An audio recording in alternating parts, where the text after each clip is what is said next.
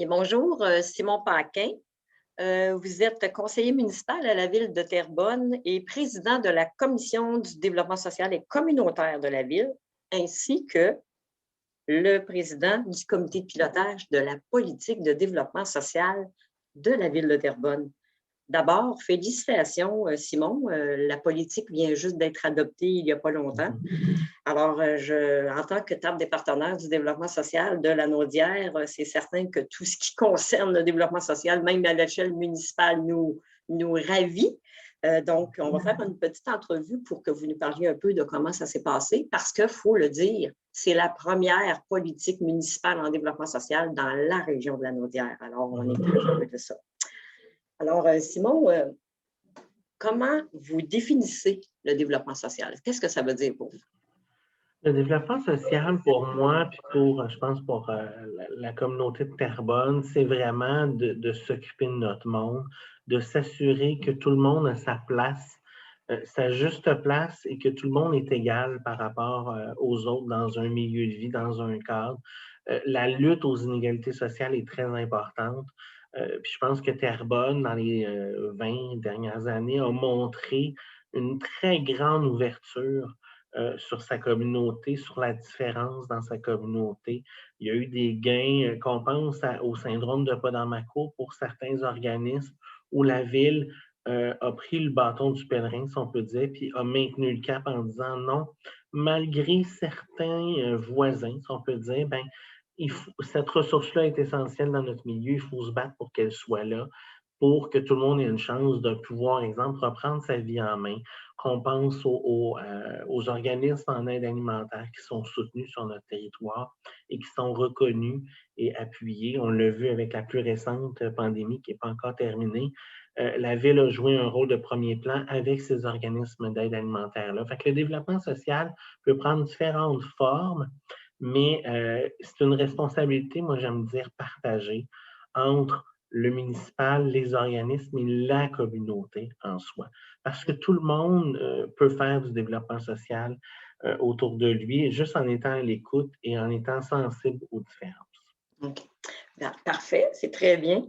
Mais dans ce cas, vous avez dit que la ville est préoccupée, est sensible, elle travaille avec le milieu. Donc, qu'est-ce que c'est la plus-value d'avoir une politique municipale de développement social quand justement la ville est près de ses citoyens puis fait déjà beaucoup d'actions pour améliorer la qualité de vie de ses citoyens et citoyennes? Et c'est d'avoir vraiment un cadre de référence commun, un même langage. Et ça, c'est important pour nous d'avoir ce même langage-là.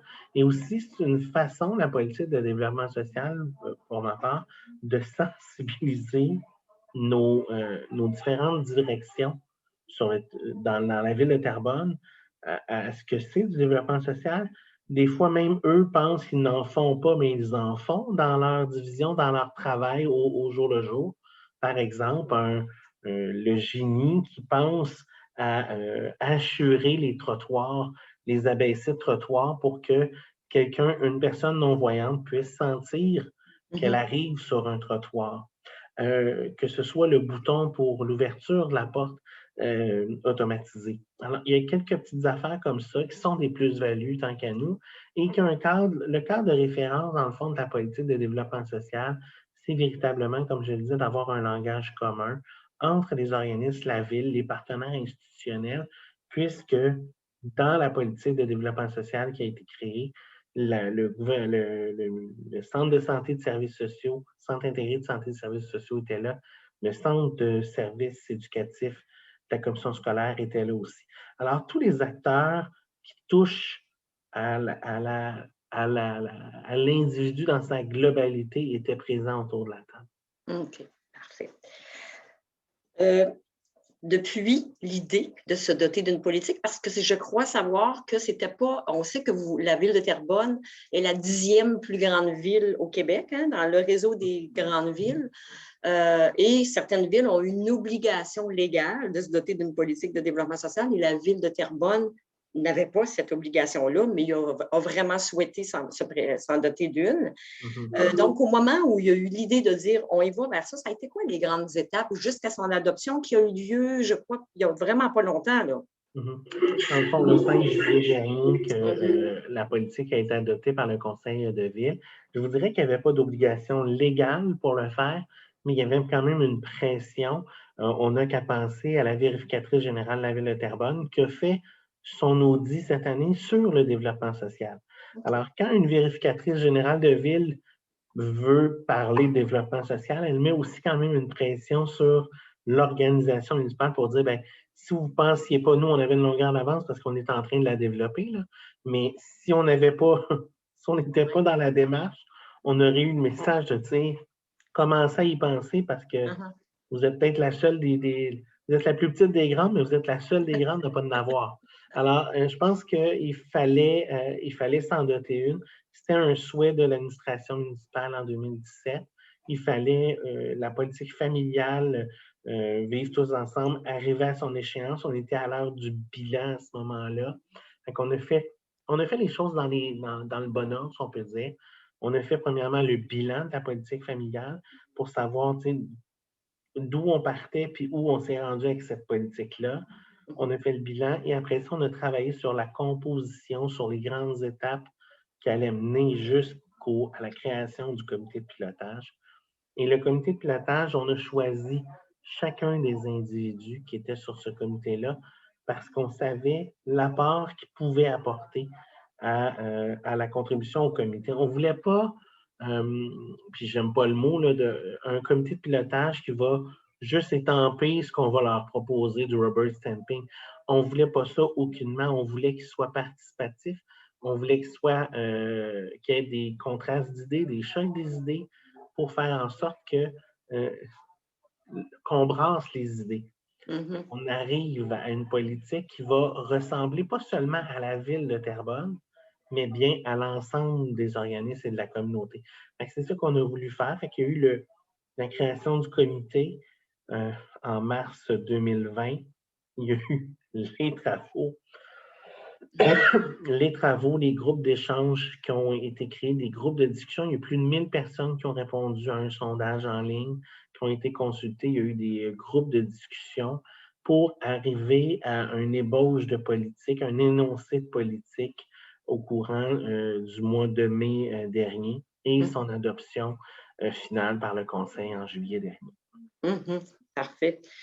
Avez-vous trouvé ça exigeant comme démarche ou c'est sûr qu'avec la pandémie, c'était pas aidant, là, mais quand même, parce que ça reste quand même que c'est des étapes normales de travailler avec le milieu, d'aller consulter les gens sur vers quoi on pouvait y aller, les valeurs, les valeurs. Il y a même eu un thème ou un slogan qui a été développé partout sur le monde. Vous trouvez ça un peu lourd ou ça se fait bien? Non, c'était pas lourd. Dans le fond, c'est sûr que vous en avez fait mention, la pandémie a été un obstacle important à la base parce que la première rencontre du comité de pilotage a eu lieu 2 jours avant le shutdown, si on peut dire. Oui, c'est ça, oui. Et il n'y a pas eu d'autres rencontres proprement dit en personne. Tout s'est fait en virtuel. Mais la plus belle fierté qu'on peut avoir dans toute cette démarche-là de développement social, de ce comité de pilotage-là, c'est l'adhésion des gens, la participation des gens en Zoom, pour ne pas le nommer. Le monde était présent. C'était un rendez-vous mensuel pour voir comment on avait avancé dans le mois vers cet objectif commun qui était la première politique de développement social. Il ne manquait pas grand monde dans les réunions mensuelles. Et ça, c'est une fierté de voir qu'il n'y a pas eu de personnes qui ont débarqué du train, en quelque sorte. Tout le monde est resté dans le train avec le même objectif. On est allé comme droit devant et on a gardé le cap. Et ça, c'est rassurant parce que quand, dans une pandémie où on a des organismes qui sont pris par l'urgence, travail, sont dans l'urgence, qu'on pense à des organismes d'aide alimentaire, par exemple, qui sont, tu sais, que le haut du corps va bien, mais les petites pattes en dessous là, sont comme un canard. ouais. Mais des voir présents, de le bloquer à leur agenda, puis de se faire un devoir d'être là. Est-ce que ça a été exigeant? Oui. Mais est-ce que ça a été challengeant, la réponse est oui aussi. Puis, dans le fond, si on a, c'est le plus gros comité de pilotage que dans l'histoire de la ville de Terrebonne. Hein. C'est la première fois qu'il y avait un aussi gros comité de pilotage à la ville de Terrebonne pour On une parle de politique. combien de personnes, M. Paquin? 33 à mon souvenir. Alors, 33 personnes autour de la table, ça aurait pu être le bordel en personne, puis ça aurait pu être encore plus le bordel en virtuel, puis ça n'a pas été le cas.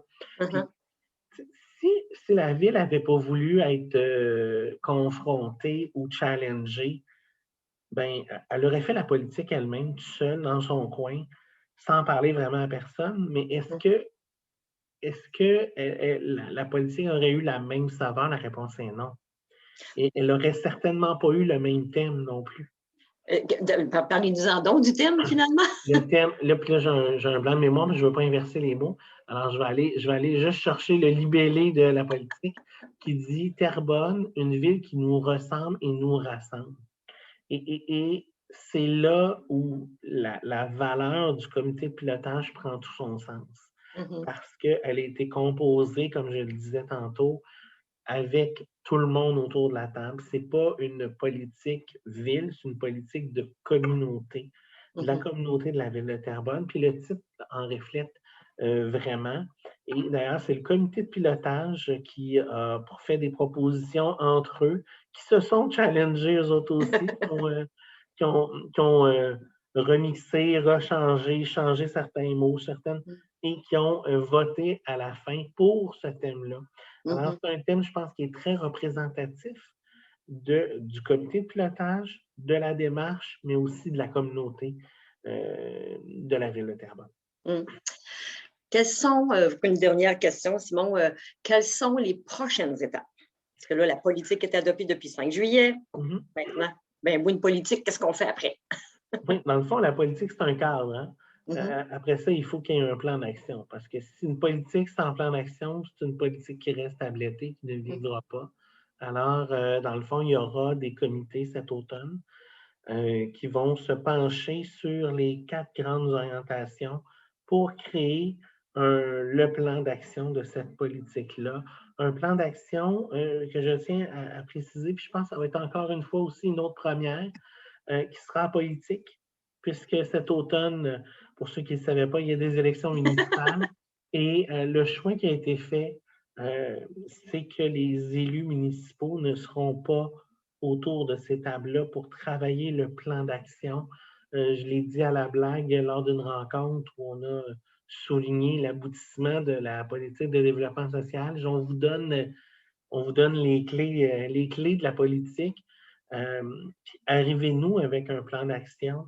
Oui, il y aura quand même une étape de validation avec le conseil municipal qui sera élu en novembre prochain, mais je pense que peu importe qui sera élu au mois de novembre, le plan d'action sera un plan d'action avec les acteurs du milieu.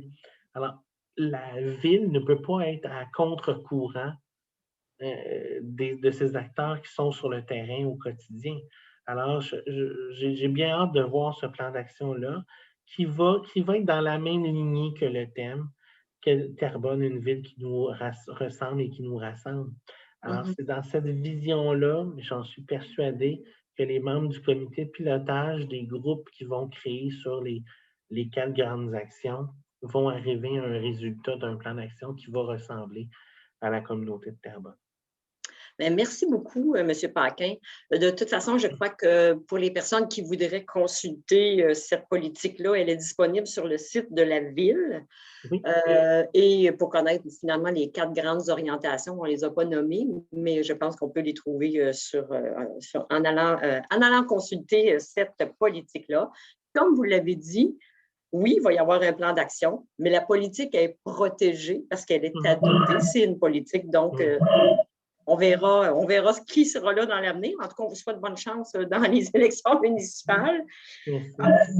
Écoutez, félicitations encore une fois. Bonne continuation. Puis, sachez que la table des partenaires est très fière d'avoir contribué à cette démarche.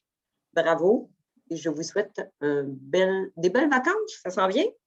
Non, ça pas assez. C'est vrai, ça va. Écoutez, pas grave. Dans une continuation, on aura le plaisir de se rencontrer à nouveau, j'ai l'impression. Merci, Simon. Chantal. Bonne journée. Bonne journée.